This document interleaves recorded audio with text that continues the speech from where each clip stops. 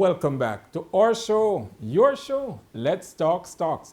Joining us in studio this morning again, coming back for the second part of their interview, Danya and Brittany, mom and daughter, coming back to chat with us about their experience downtown Kingston with Danya's Coffee Barrel.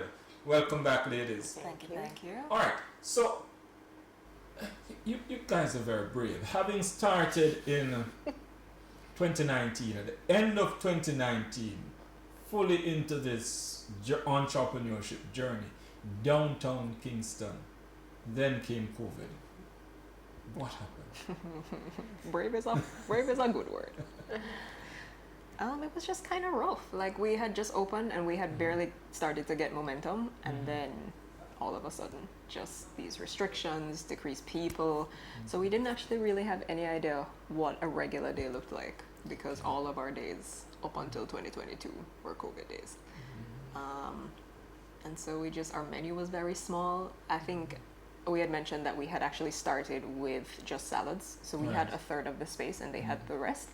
And so our space was so small prep-wise that our menu was like 3 sandwiches, like a lasagna, and the drinks.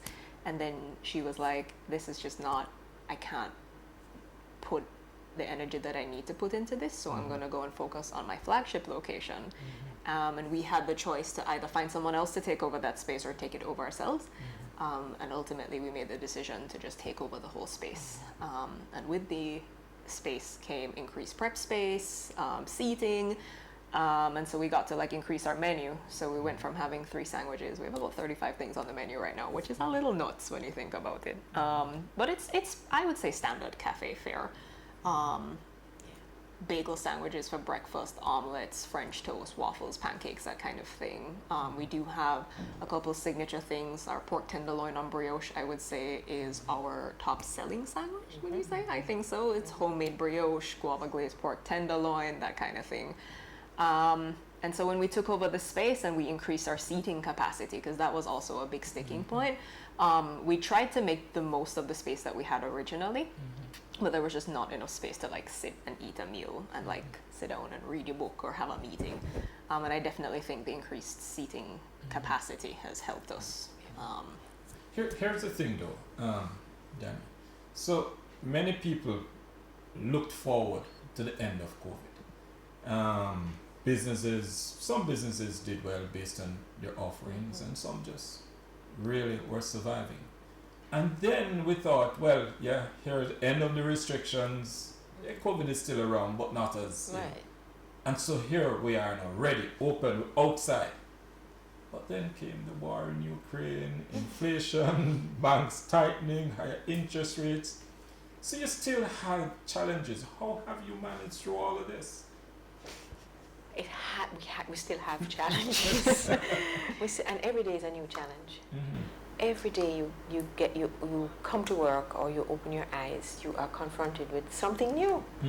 And you cannot fold up and say, it's it, I can't do this anymore. No, you have to put your trust. I put my trust fully in the Lord, and I said, well, Lord, you have brought me down here against all the odds. We are still standing after COVID. So if you have kept us to this point, then you will carry us further.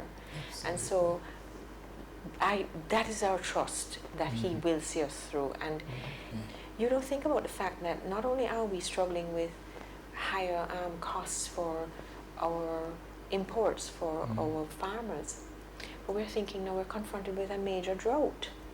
What do you do? Say, I'm not going to sell any salads anymore? No, you have to wheel and come again fast, and you immediately go into the next mode, and you say, well, how can we, if we can't get lettuce the way we are supposed to get lettuce, what are we going to do? So you say, what else? Google is a great friend of mine, and you Google, what else can I do?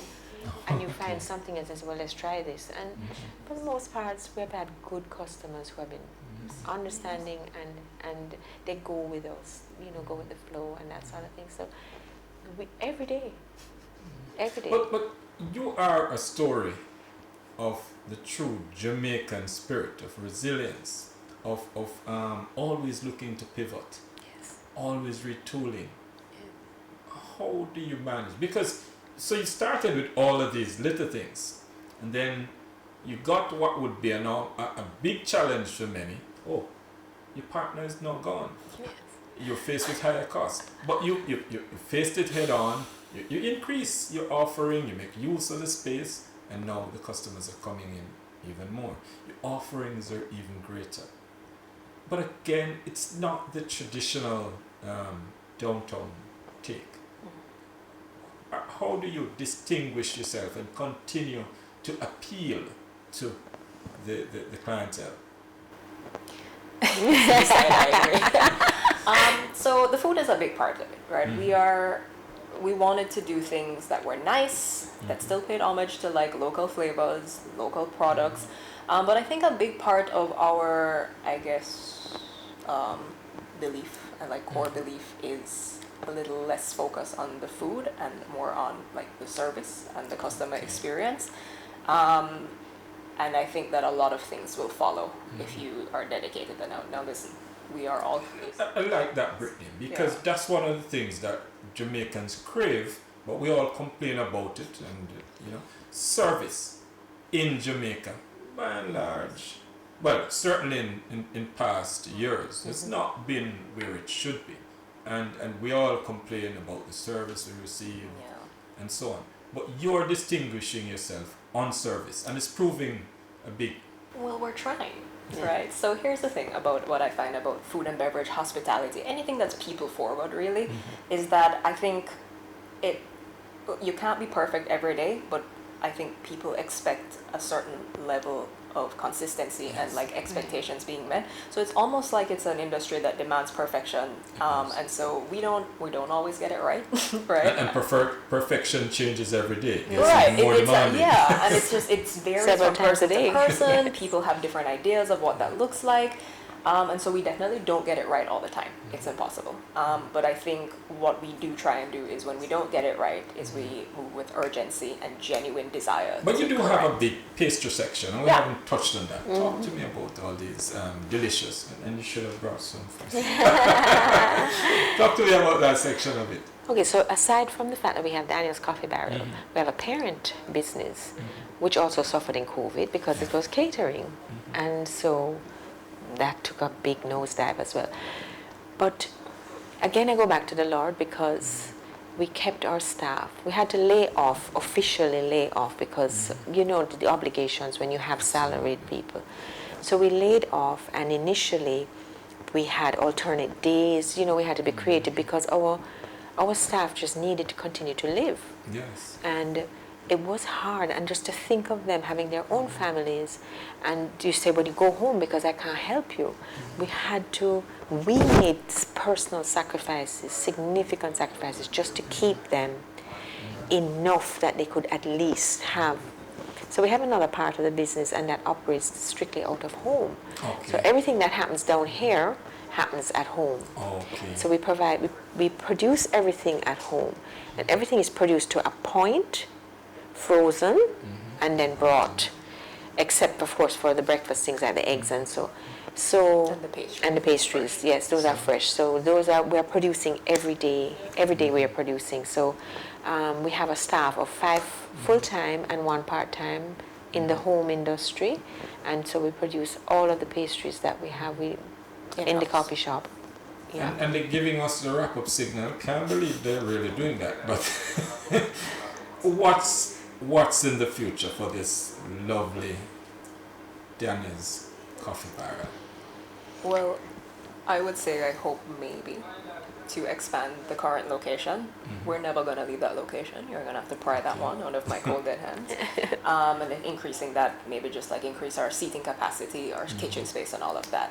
And maybe we've been talking a lot about having like an express location. I don't know that we have the resources, like human resources, to do a full location right now. But like an express, like a Danya's to go kind of vibe in like an office, or in like even the new Parliament building that's coming up. Okay. And so I think that's the most feasible next step for us, as well as our like retail goods. So we make our own pepper jelly, we bottle and we sell. Our frozen ready-to-go meals, lasagnas, pot pies, quiches, that kind of thing. We're going to start making a good push into getting those into market. And of course, in the back of Mom's mind is somewhere on the water. Should get that third image. In You can spite say of the breeze, somewhere on the waterfront. Yes, yes, yes, You yes. can deliver and somebody can sit Yes. and Well, it's beautiful where it is now Mhm. because you sit on the counter and you have the beautiful harbor and you still see the water. planes Water. coming. In It's front of water. So I'm satisfied. In front of the water. I'm satisfied. I'm satisfied. absolutely great to have had you on set, ladies. Thank you. Thank you for having us. I am now hungry. Good, well, we're right across the road, so when you're finished, you can come But on there you over. have it, viewers. Absolutely thrilling interview. Exciting. Jamaican entrepreneurs struggling, fighting it through COVID, but finding success.